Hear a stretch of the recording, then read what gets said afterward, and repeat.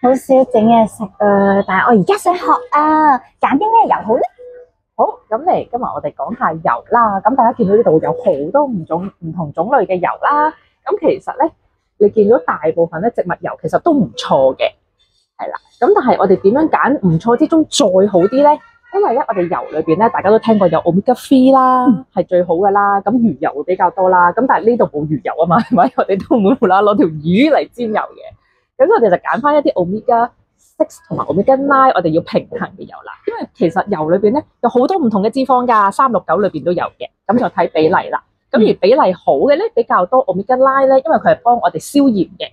咁咧就係會係呢個啦，橄欖油啦，啱啦，嗱佢係橄欖油啦，仲係寫明初榨橄欖油啦，仲係咧係可以高溫烹調嘅，呢個適合高溫快炒同埋烘焙，所以咧呢啲就係非常之好用，我哋平時都可以用嘅油啦。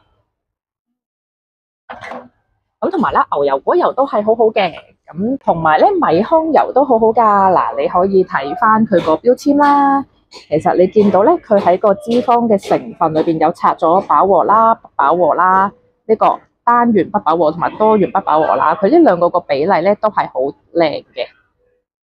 咁大家咧就可以揀嘅時候咧，留意翻呢兩個標籤啦。我今晚想煎牛扒啊，係咪用牛油好啲啊？牛油係香啲嘅。咁但係嗱，我哋而家可以睇翻我哋點樣揀啦。譬如咧，其實我哋見到好多會係植物牛油啦，同埋動物牛油嘅。咁植物牛油咧，其實你唔加熱就咁搽麵包咧係 OK 嘅。但係如果植物牛油一加熱嘅話咧，佢就好容易會變反式脂肪嘅，係啦。因為佢唔加熱嘅話咧，其實佢嗰個密度係比動物脂肪係會低啲，所以即係話佢係低卡路里少少。係啦，同埋咧植物嘅牛油咧，佢係冇膽固醇嘅，因為植物本身係冇膽固醇嘅。咁所以咧，我哋可以睇埋啦。如果你要加熱嘅話咧，譬如你煎牛扒咧，你用翻動物嘅牛油會比較好啲啦。